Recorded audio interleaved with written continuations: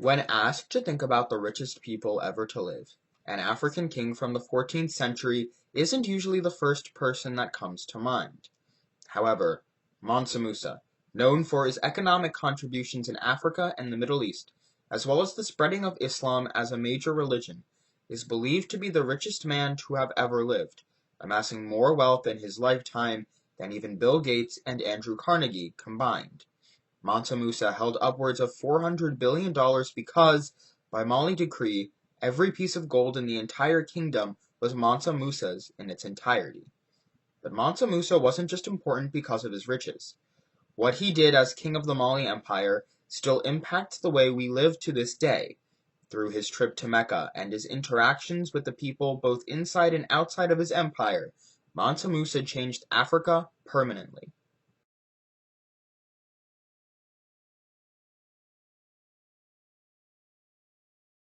Mansa Musa was born in 1280 and is considered by historians to be the grandson of Abu Bakr Keita and brother to Sundiata Keita.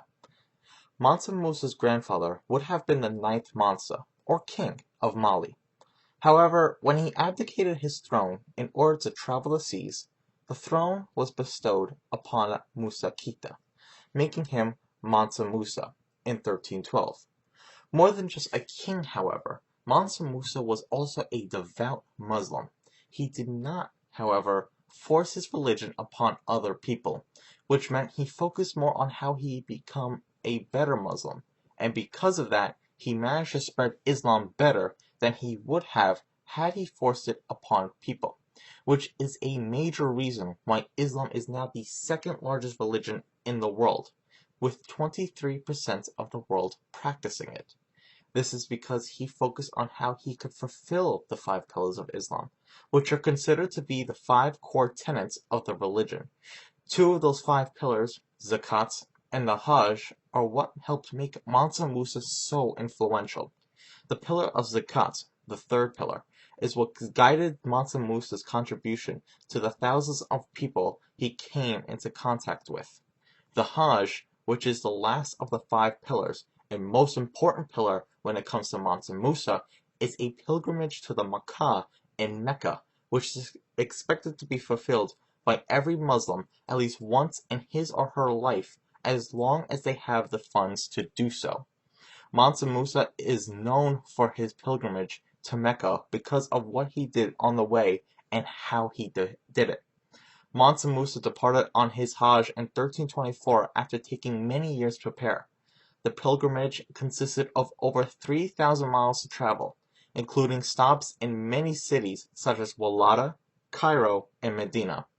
With Mansa Musa traveled over 60,000 men, as well as hundreds of camels, cows, and goats, which were used for carrying gold and later for food.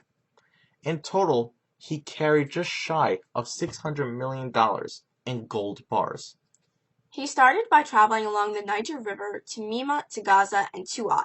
However, along his way, he stopped every Friday to pay for and start the construction of mosques, leading to the spread of Islam in Western Africa. Among these mosques was the Jinweriber Mosque, also known as the Great Mosque at Timbuktu, in present-day Mali. The mosque was built by a poet named Abu S. Haq S. Saheli and was paid for in 200 kilograms of gold. Today, it would cost approximately $7.1 million US. The mosque was built originally from sand, wood, and straw, and with the exception of two sections which were reinforced with limestone, the whole mosque is still standing. The mosque is now one of the UNESCO World Heritage Sites and is listed as endangered. Timbuktu was annexed as part of the Mali Empire and ended up becoming a large trading city in Western Africa.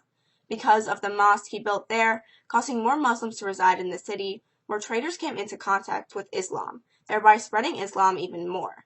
The city of Gao, which is also still in present-day Mali, served the same function. In fact, Gao would later become the capital of the eventually incredibly influential Songhai Empire, and with the conquest of the Mali Empire and the Songhai, more and more people were exposed to the teachings of Islam.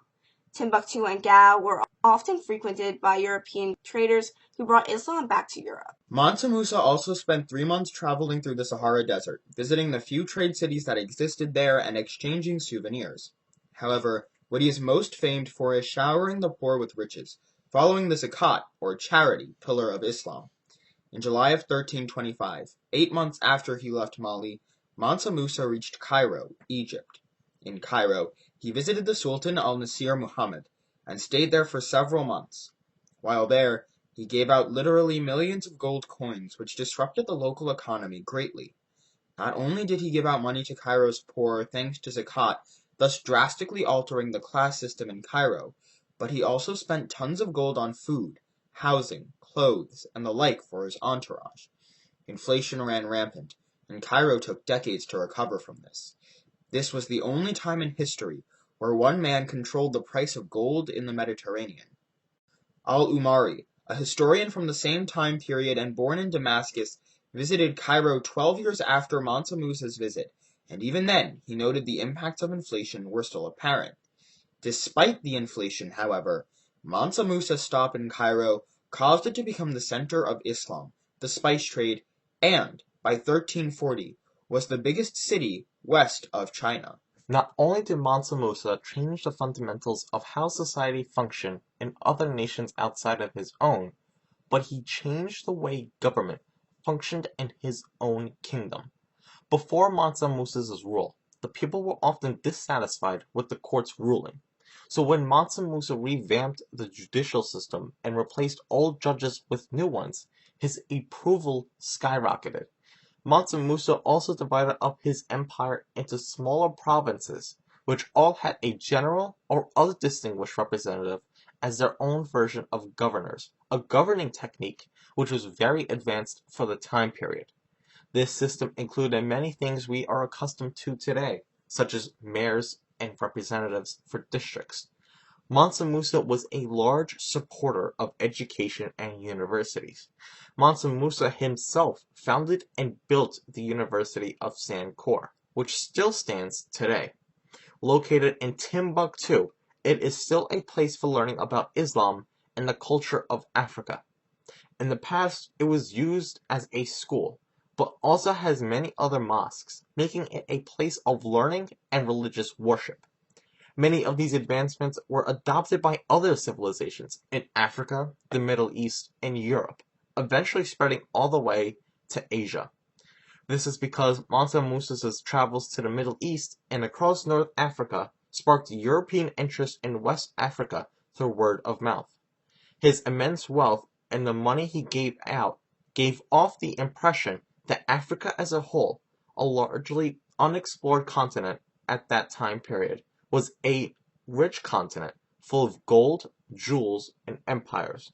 In 1339, a map from Europe included the Mali Empire, with Mansa Musa's name along the side of it, displaying Mansa Musa's reputation even after his death. Many historians credit Mansa Musa's Hajj to Mecca as a catalyst for European colonialism in Africa due to the amount of interest in the continent it created. Even though Mansa Musa is one of the most acclaimed rulers of Mali, his death year still remains unknown.